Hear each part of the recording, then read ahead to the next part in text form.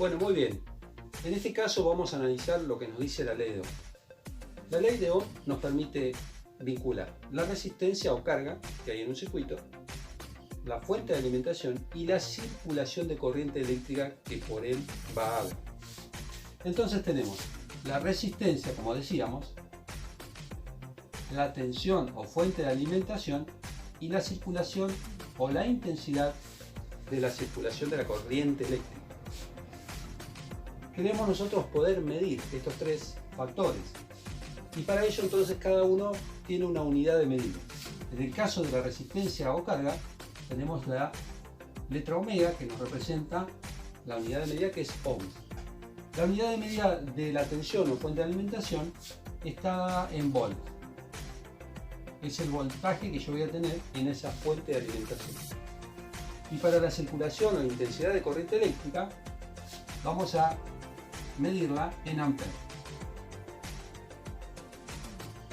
Bien, cada uno con su unidad de medida como para poder diferenciar a cada componente del circuito eléctrico.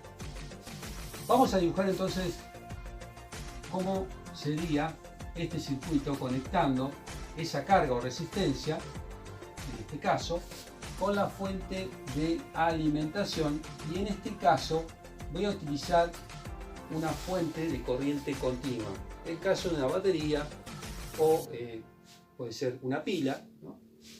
Muy bien, lo que nosotros vamos a hacer es conectar para darle funcionamiento a esa resistencia a través de conductores y vamos a cerrar el circuito utilizando un interruptor, ¿sí? De esta manera vamos a conectarlo y así tenemos entonces un circuito eléctrico básico.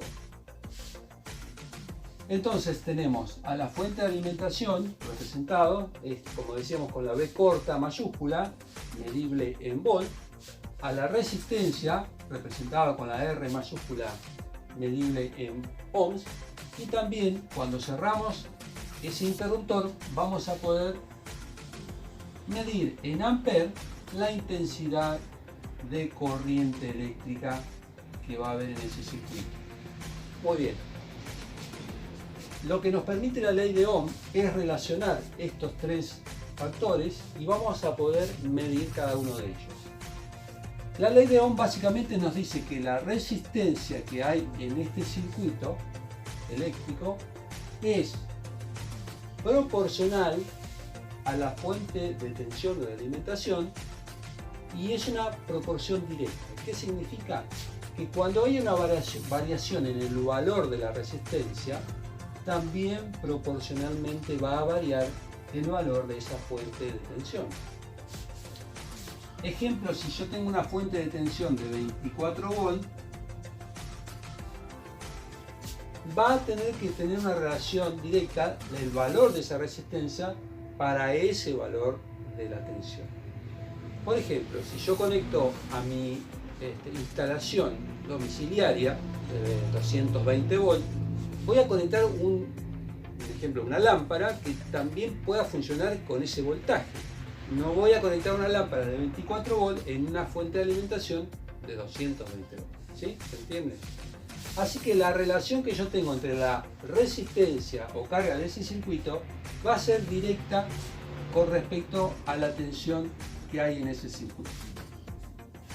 Pero también vamos a ver qué relación tiene la resistencia o la carga con esa intensidad de corriente eléctrica que va a circular por este circuito.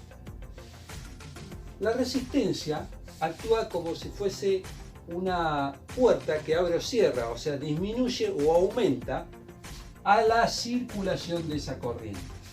Se opone a la corriente, ¿sí? Quiere decir que cuando mayor sea la resistencia, la intensidad de corriente eléctrica va a ser menor. O sea, es inversamente proporcional. Y ahí es cuando nosotros podemos llegar a la ecuación que nos dice que la resistencia es igual a la tensión sobre la intensidad de corriente eléctrica. Entonces, la ley de Ohm lo que nos dice básicamente es que la resistencia que hay en un circuito eléctrico es directamente proporcional a la tensión aplicada a ese circuito e inversamente proporcional a la intensidad de corriente eléctrica. En otras palabras, cuando la resistencia aumenta, también proporcionalmente aumenta el valor de la tensión. Pero cuando la resistencia aumenta, la intensidad de circulación de corriente eléctrica baja. Ahí es donde nosotros podemos armar esta proporción y resistencia es igual a tensión sobre intensidad de corriente eléctrica. Esto es lo que nos dice la ley de Ohm.